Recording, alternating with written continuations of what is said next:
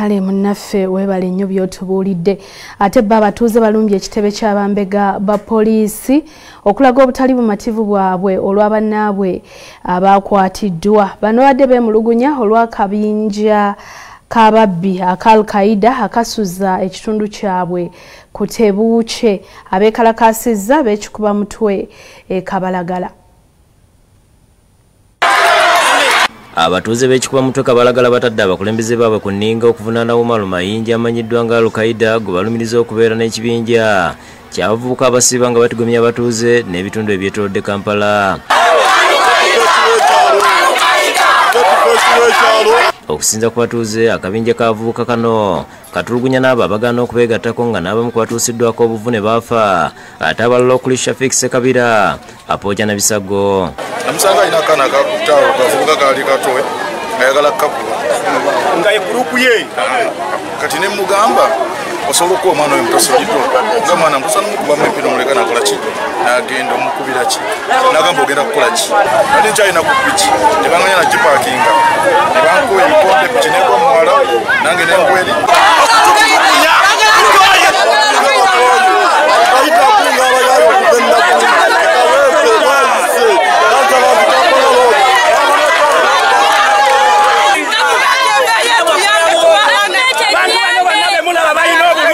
Al-Qaeda yatusanga ku kyalo kuno naye afuuse ekizibu ayina gurupu y'abaana okuvegaba ayina gurupu y'abaana okuveeyo wansi mu kirombe tubadde tetukyebaka abantu bakafa abantu nga bana wano ku kyalo nemmotoka kuliko komanda akomandinga ki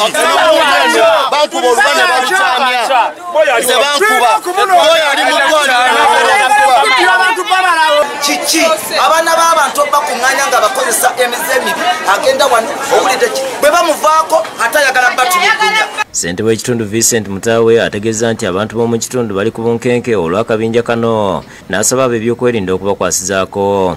Embeera etusobedde waliwo alabika nga eyeewa obuyinza ng'akola byakola ewatali mukulembeze n'omu kitadde abantu kubweraliikirira ebiyitirivu naffe ffennyini abakulembeze tutya. Abakulembeze b'omu kitundu kino okuli Kansala Hassan Katende boogedde ku kabinja kano.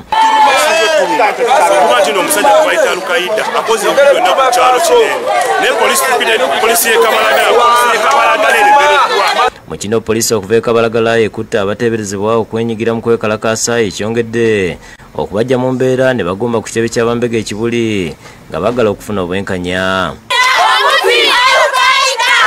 Judaya Namyalo yakusakidde eggulu lino ku Bukedde TV.